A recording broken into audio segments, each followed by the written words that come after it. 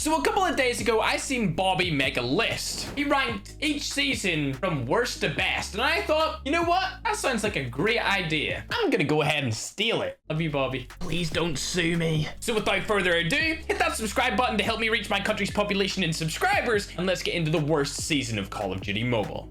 Oh, you guys thought there was a debate to be had?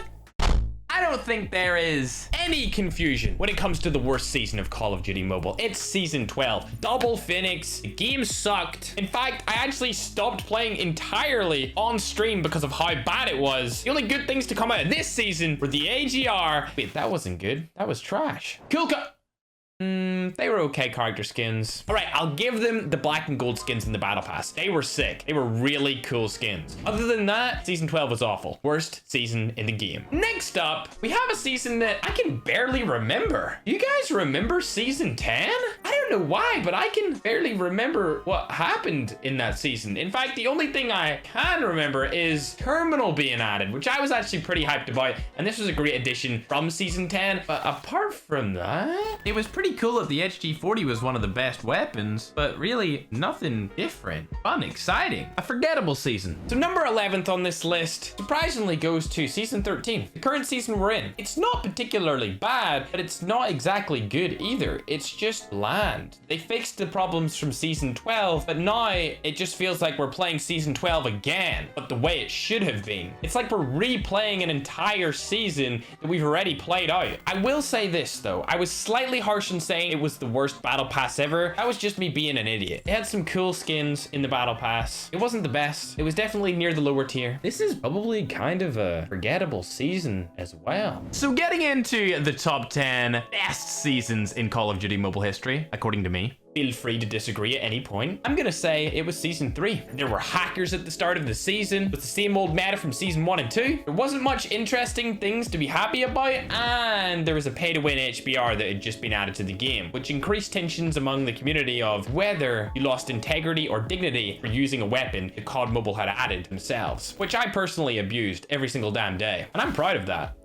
I'm kidding. It was a lower end season, and I just think it deserves the number 10 spot. But number 9, season 5. It brought with it a GKS, an HVK, 2 guns when they were released that were pretty mediocre. There was decent skins in the battle pass, but the 2v2 mode that they added, you couldn't play in private match, which left people kind of deflated over the fact that it added this cool mode that would be great to have in a private match and not put it into a private match. And now in season 13, they've taken all of these modes out of private match. I mean, they're going back instead of moving forward. Where's the evolution? Anyway, I didn't really enjoy season 5. It was decent, but it's definitely not one of the better seasons in the history of COD Mobile for me. Number 8 on the list is season 4. It had decently cool skins inside of the battle pass and inside of the normal game. The KN44 was released, and to be honest, the skin on that was immaculate. I love the OG skin on the KN44 color spectrum, but the meta didn't really shift that hard, leaving players like me who'd been playing since the start kind of wonder if this game would ever take a turn in terms of which weapons were at the top other than the HBR. 7th on the list is season 2. This was a time where I was incredibly infuriated at the game because the hackers were so rampant that I actually couldn't get back to my spot at number 1 on the leaderboards, especially when I was streaming, because the hackers would set up a team of 5 people and stream snipe me because I had 0 delay. This made me hate the game for a short period and ultimately made me decide to not go for number 1 on the leaderboards anymore because it wasn't worth my sanity playing against all the hackers while streaming. And I'm probably gonna get some hate for this, but to be honest, the people who will hate will never know what it feels like to have a number 1 title stripped away from you out of circumstances that you cannot control. Sure, I could have played off stream, but then what's the point of being number 1 in a game if you can't show it off to the world? Pretty pointless if you ask me. However, let me tell you something right now. What saved season 2 were the skins. Oh my god, the battle pass skins, dude. The Glacier battle pass skins, there has never been better battle pass skins than the Glacier ones. I'm telling you, dude. When I see a new battle pass, I compare every single battle pass to season 2's gun skins. Season 2's gun skins were so damn good that they'll just never be beaten. I just don't see a battle pass ever being as good as season 2's gun skins ever. Amazing, beautiful, fantastic. It's a shame there were so many freaking hackers. And also, the game was still pretty fresh in season 2 to the entire player base. So that's why it's number 7th. It would have been way further down if it had terrible skins and it was a later season for sure.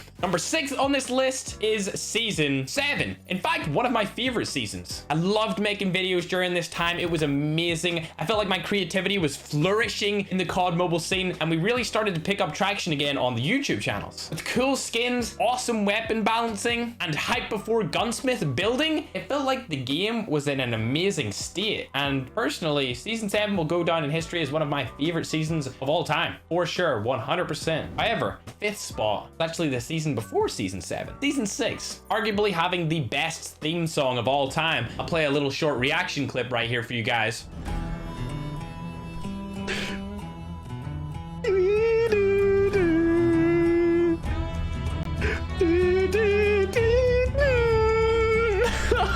One 1v1 modes, 2v2 modes were both added into private match, meaning that you could play against subscribers, friends, fellow YouTubers, anything at all. And they added new maps. Annihilator was also released along with Kill Confirmed and the Outlaw. Some other things to throw in there. Not really too cool, but the Annihilator, it definitely changed the game. I really enjoyed this season. And it was another one of those seasons where you felt like COD Mobile was just going up in terms of popularity, the enjoyment I was having, the interactions I was getting through playing the game. It felt great, but not as great as the number 4 spot, which goes to Season 1. Let me tell you a tale of a time long ago, so far back in fact that it was the dawn of my YouTube success. Being number 1 on multiple leaderboards, the game was fresh and the subscriber count was boosting crazily, with the meta being the AK-117, Type 25, MSMC, DLQ, Arctic 50 ACOG or tactical scope, and the S36. Ranked was also at the height of competitiveness because you lost 60 points every time you lost a match, and you would only gain between 10 and 15 points every time you won. Occasionally, if you went 60-0, you may have got a 22, 23 point win game, but for the most part, you lost a lot more than what you won. Of course, the downfall to this season were the hackers, which was just, I mean,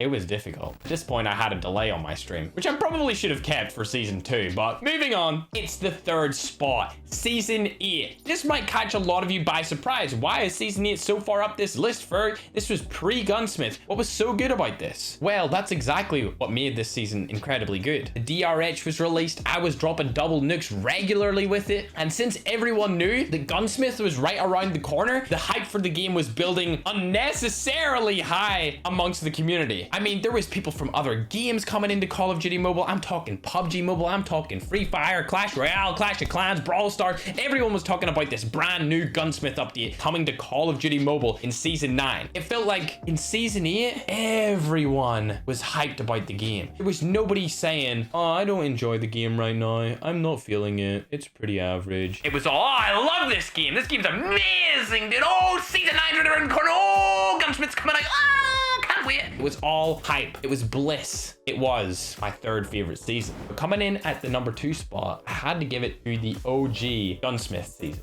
Season 9. Everyone loved it. The detail that you could go in with your weapon customization was uncharted territories for a mobile game. Nobody had seen anything like this on an app that you could play on your phone or tablet. The update delivered on its promises, something that a lot of game developers failed to do. It lived up to the hype, leaving everyone with things to do for months to come, whether it was completionist camos, grinding up levels, or the skins that were free. And also, it had a couple cool skins you had to pay for as well, but I mean, like, the free skins were cool enough. Either way, I loved this season. It will go down as one of my favorites of all time, without a doubt. However, the number 1 spot is actually a recent season. When I first initially thought back to, I thought, this season, I don't remember much. And then I realized it was the anniversary Season 11, the best season in Call of Duty Mobile history. It was hyped up to oblivion. The reason why Season 10 was so dull was because Season 11 took so long to come out, as they were working day and night to make it perfect. We got Alcatraz. I'm talking a club room with missions, Easter eggs inside that club room. We're talking battle pass skins. We're talking new weapons released, like the Finnick.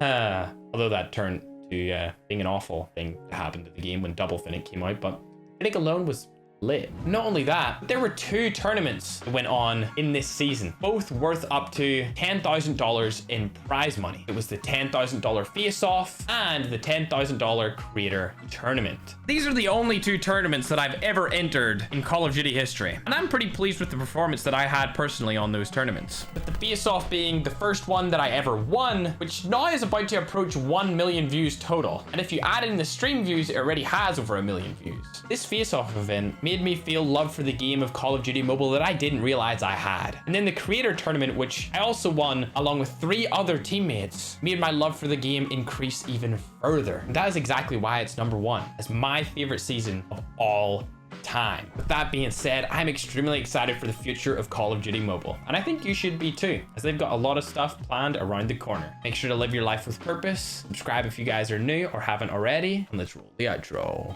Bye!